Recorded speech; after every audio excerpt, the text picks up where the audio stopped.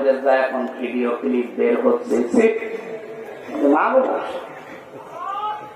আল্লাহ ঠিক যেন গোড়াটা উল্টিয়ে দিয়েছে। আলেমদের প্রতি যে যেভাবে অত্যাচার করেছিল, আল্লাহ ঠিক তাকে তার চাইতেও বেশি দেখিয়েছে।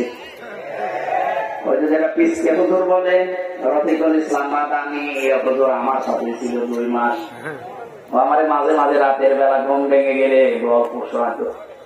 রামজা ভাই রাত 12টা 12:30 আমার হাতের চিনে নিয়ে গেল। আমার পোশাক আশাক সব খুলে ফেলেছে, পুরা উলঙ্গ করেছে আমারে। আমার হাতে একটা সিগারেট ধরিয়ে দিয়েছে। রাসূলুল্লাহ হয়ে গেলেন, ওই দিন থেকে শুরু করে আপনাকে অনুসরণ আরম্ভ করা লাগবে। আল্লাহ বলেন আমার রাসূলের অনুসরণ করো। আমি 2টা জিনিস তোমাদেরকে দেব।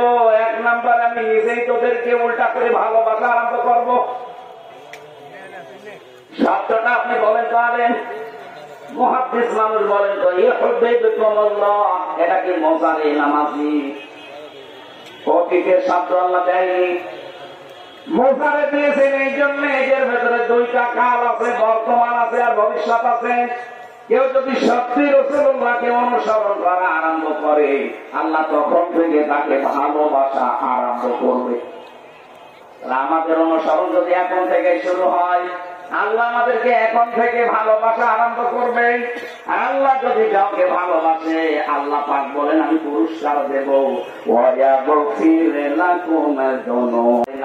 নিজের হাতে হযরত আলীকে সাথে করে ভেঙেছেন। আপনি ইসলামকে ওই জায়গায় তুলে দেন। দেখেন এই দেশের ব্যাংকিং ব্যবস্থায় এই যে অগ্রণী, সোনালী, রূপালী, চৈতালি যত ব্যাংক আছে, একটাতে সুদ থাকবে না, আমি গ্যারান্টি দিচ্ছি। বিশ্বের বহু মুসলিম দেশে আমি গিয়ে দেখেছি যেখানে সুদ নেই, তাদের ব্যাংক চলছে না, চলছে। তাদের যাকাত ভিত্তিক অর্থনীতি রাষ্ট্রীয় ভাবে আছে। আমাদের রাষ্ট্রের যাকাতের নিয়ম নীতি রাষ্ট্রীয় ভাবে সরকারি ভাবে কায়েম করে দেন। 100 মধ্যে 4 আনা করতে পারবে না। এটাকে যতদিন কায়েম না হয়, ততদিন আপনি তো কারবার করবেন, নামাজ পড়বেন না।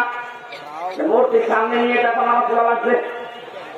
সুতরাং যতদিন ইসলামের দেশে রাষ্ট্রীয় ভাবে কায়েম না হয়, উনি যখন নবুয়ত পেয়েছিলেন, ওই দিন থেকে শুরু করে ইন্তেকাল পর্যন্ত, এটা নাকি কোন মাধ্যমে পড়বেন।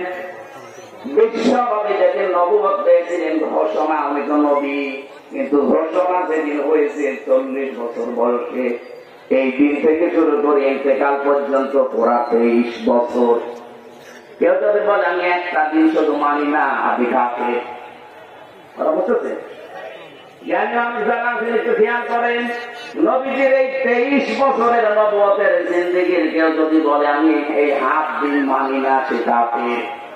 কারণ আল্লাহর নবীকে আল্লাহ সারে বানিয়েছেন শরীয়ত প্রণেতা।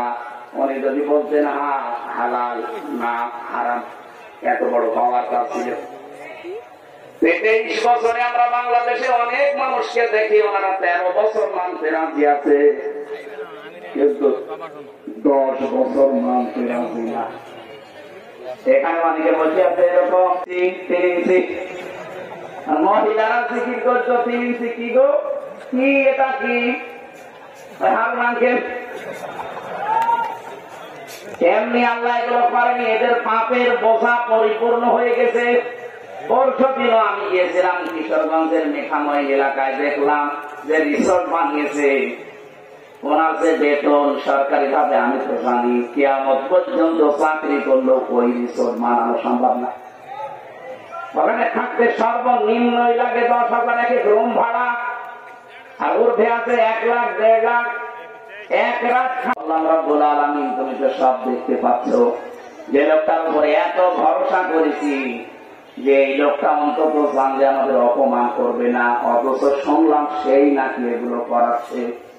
আমাকে যেভাবে পুরাটা উলঙ্গ করে ওরা এখন ছবি তুলে জাতিকে দেখাবে আমি নাকি এইরকম। তুমি অবশ্যই কিছু দেখিও, আমার আল্লাহ ঠিক ওইটা কবুল করে নিয়েছে। ছোট হুজুরেরা কি দেখা গেছে, যাই হোক দেখা গেছে যে লোকটার ইশারা এটা হয়েছে, আল্লাহ তার 3 ইঞ্চি হাতি নাকি। আমি নামটা ধরে ফেললাম, ওনার নাম আমি মুখে আনতে চাই। কারণ নামটা আমার কাছে ঘৃণিত হয়ে গেছে। হিটলারের নাম শুনলে যেমন আমার ভেতরে রাগ হয়, চেঙ্গিস খানের নাম শুনলে যেমন রাগ হয়, ইয়াজিদের নাম শুনলে যেমন রাগ হয়, ওর নাম শুনলে এরকম এখন মুসলমানদের রাগ হয়। আমি নিজে তো সাক্ষী, আমি দেখে এসেছি যে খাস এত জুলুম একজন করতে পারে সেটা তো দেখেছিলাম, আমার নিজেও পড়লাম। বিশেষ করে আমি জেল থেকে বলছি। বসেন, তারা আছে, বসেন, তাড়াতাড়ি বসেন ভাই। আমার নওগাঁবাসী যে কষ্টটাই মানুষগুলো আমাদেরকে দিয়েছিল, বিশেষ করে আলেম নাম দেখলে আল্লাহ যেন পোড়াটা উল্টিয়ে তাদের এখন ওই রকম। বাকিগুলোর অপমানের কথা নাই বললাম, তাদের যে চরিত্র শয়তান পর্যন্ত অগণিছে নামে না।